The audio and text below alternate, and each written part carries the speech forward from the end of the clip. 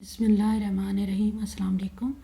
یہ مطالعہ پاکستان کلاس 9 آپ لوگوں کا سیکنڈ جو چیپٹر ہے، پیج نمبر ہے 25 اور سیکنڈ چیپٹر کا لیکچر نمبر 4 ہے قرارداد لاہور۔ ویسے تو آپ کو جو پرانی بک سے میں قرارداد لاہور جو ہے یا قرارداد پاکستان اس کا بہت ڈیٹیل سے بتا چکی ہوں، اور اس میں سارا دیا گیا تھا، قائد اعظم کا خطبہ تھا، اس پر رد عمل تھا کانگریس کا اور انگریزوں کا۔ تو اس میں صرف یہ ہے متن دیا گیا ہے اور اس میں مختصر الفاظ میں دونوں کا ایک ایک لائن میں صرف رد عمل دیا گیا۔ قرارداد کا متن یہ تھا کہ قرار پایا کہ آل انڈیا مسلم لیگ کی متفق رائے ہے کہ کوئی آئینی منصوبہ اس ملک میں قابل قبول اور مسلمانوں کے لیے قابل عمل نہیں ہوگا جب تک مندرجہ ذیل بنیادی اصولوں کی روشنی میں تیار نہ کیا جائے، یعنی جغرافیائی طور پر جڑی ہوئی وحدتوں کی حد بندی ایسے خطوں میں کی جائے کہ علاقوں میں مناسب رد و بدل کے ساتھ کہ جہاں مسلمان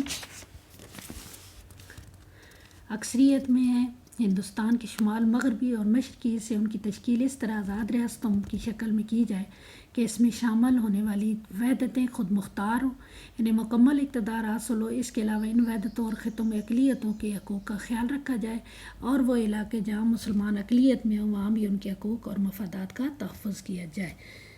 گاندھی اور ہندوؤں نے اس قرارداد کی مخالفت کی۔ برطانوی پریس نے اس قرارداد کو جناح کا پاکستان قرار دیا۔ اس قرارداد کے صرف 7 سال بعد مسلمانان برصغیر نے اپنی جدوجہد کے نتیجے میں پاکستان بنا لیا۔ اس کے بعد ہے کرپس مشن، اس کی سیم وہی تجاویز اور جو آپ پہلے کر چکے ہیں، اس میں کوئی رد و بدل نہیں ہے اور وہی تجاویز کرپس مشن کی دی گئی۔ اس کے بعد شملہ کانفرنس اور انتخابات ہے۔ شملہ کانفرنس میں بھی ہم نے پہلے اسی چیپٹر میں سیکنڈ والے میں ہم نے دیکھ لیا تھا کہ شملہ کانفرنس میں بھی صرف یہی تھا کہ کانگریس چاہتی تھی کہ نمائندے جو ہے اس میں کانگریس کے زیادہ شامل ہوں اور مسلمانوں کے نمائندے ادھر سے شامل ہوں جو کانگریس میں شامل تھے، لیکن مسلمان چاہتے تھے کہ ان کے تمام نمائندے جو ہے وہ مسلم لیگ سے ہوں۔ جب مسلم لیگ سے اور اس کانفرنس کے بعد جو ہے یہ ناکام ہو گئی تھی، لیکن اس کے بعد 1945-46 کے جو انتخابات ہوئے تھے اس میں مسلمانوں نے اور مسلم لیگ نے بہت اچھی اور 100% جو کامیابی ان کو حاصل ہوئی تھی، اس سے واحد جماعت بن کر سامنے آئی۔ اس کے بعد ہے جی کابینہ مشن پلان۔ 1945 میں انگلستان میں لیبر پارٹی کی حکومت آئی۔ برطانوی حکومت نے ہندوستان میں بڑھتی ہوئی سیاسی بے چینی کے پیش نظر کابینہ مشن بھیجا۔ اس مشن کو جو ہے وہ 2 بنیادی مقاصد تھے اور 2 دستوری حیثیت اور حکومت کی شکل جو ہے وہ واضح کر دی گئی تھی۔ مسلمانوں اور ہندوؤں میں نفرت کی خلیج کے کم کر کے ہندوستان کو متحد رکھنے کی کوشش کی گئی، لیکن انتخابات نے ثابت کر دیا تھا کہ مسلم لیگ جو ہے وہ الگ جماعت ہے اور مسلمان جو ہے وہ اب اکٹھے نہیں رہ سکتے۔ کابینہ مشن کے ارکان نے تمام سیاسی جماعتوں کے رہنماؤں سے ملاقات کی مگر نتیجہ پر نہ پہنچ سکے، اور 16 مئی 1946 کو اراکین نے ایک منصوبے کا اعلان کیا جس کے نمایاں پہلو یہ ہے: برصغیر میں یونین قائم کی جائے گی جو امور خارجہ، دفاع اور مواصلات کی ذمہ داری ہوگی۔ مرکزی امور کے علاوہ باقی تمام اختیارات صوبوں کو دیے جائیں گے۔ صوبوں کو اختیار ہوگا کہ وہ باہم گروپ بنا لیں اور ہر گروپ اپنا دستور مرتب کرے۔ اور نمبر 4 پہ ہر 10 سال کے بعد صوبوں کو اختیار ہوگا کہ وہ کثرت رائے سے آئین میں تبدیلی کا مطالبہ کریں۔ اس کے بعد ہے یوم راست اقدام۔ 16 اگست 1946 کو مسلم لیگ نے عوامی سطح پر یوم راست اقدام منانے کا فیصلہ کیا کیونکہ ہندو انگریزوں کے بعد برصغیر پر حکومت کا خواب دیکھ رہے تھے۔ اس روز برصغیر میں جگہ جگہ جلسے کیے گئے جس میں کانگریس کے عزائم کو بے نقاب کر دیا گیا۔ اس کے بعد ہے جی عبوری حکومت۔ جب عبوری حکومت قائم ہوئی تو مسلم لیگ نے میدان خالی نہ چھوڑا اور عبوری حکومت میں شامل ہونے کا فیصلہ کیا۔ اس میں 5 مسلم لیگی ارکان کے نام تجویز کیے گئے جن میں لیاقت علی خان، آئی چندری گر، سردار عبدالرب نشتر، راجہ غضنفر علی خان اور اقلیتی رکن جوگندر ناتھ منڈل شامل تھے۔ عبوری حکومت کانگریس اور مسلم لیگ کے اختلافات کی وجہ سے مؤثر انداز میں کام نہ کر پائی۔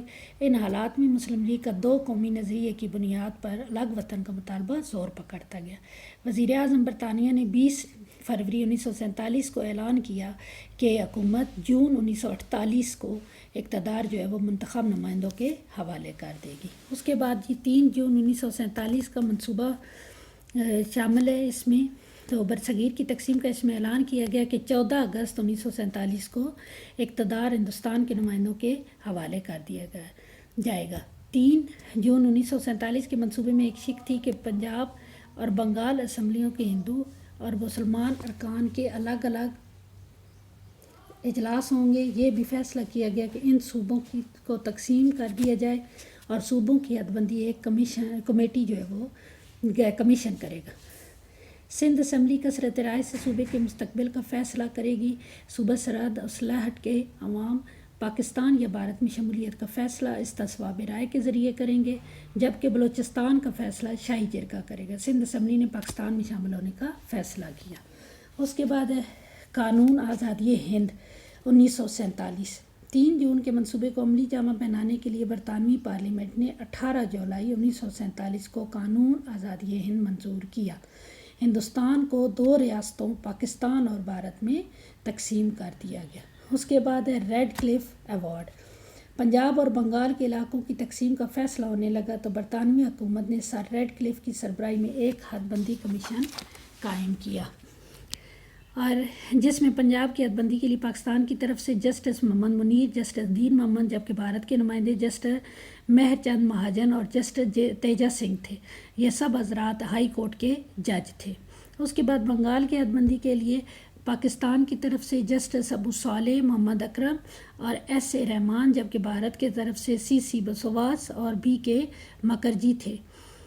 تقسیم کے وقت وائسرائے اور ان کے عملہ نے کانگریس سے گٹھ جوڑ کر کے حد بندی کا فیصلہ کر لیا، یعنی انہوں نے آپس میں پہلے ہی مشورہ کر لیا کہ حد بندی کس طرح کرنی ہے، اور اس وقت مسلمانوں کے ساتھ بہت ناانصافی کی گئی، جو آج تک جو ہے وہ مسلمان کشمیر کی صورت میں بھگت رہے ہیں۔ تقسیم میں ریڈ کلف نے مشرقی پنجاب کے مسلم اکثریت کے کئی علاقے بھارت میں شامل کر دیے اور ایک پاکستان کو ستلج، بیاس، راوی کے پانی سے محروم کر دیا، اور کشمیر کے سرحد جو ہے وہ بھارت کے ساتھ اس طرح ملا دی گئی کہ گرداسپور کے راستے بھارت نے کشمیر پر قبضہ کر لیا۔ اس طرح کشمیر کا مسئلہ پیدا ہوا جو آج تک حل نہ ہو سکا۔ ریڈ کلف کی ناقص منصوبہ بندی کے بعد پاکستان کو کئی مسائل سے دوچار ہونا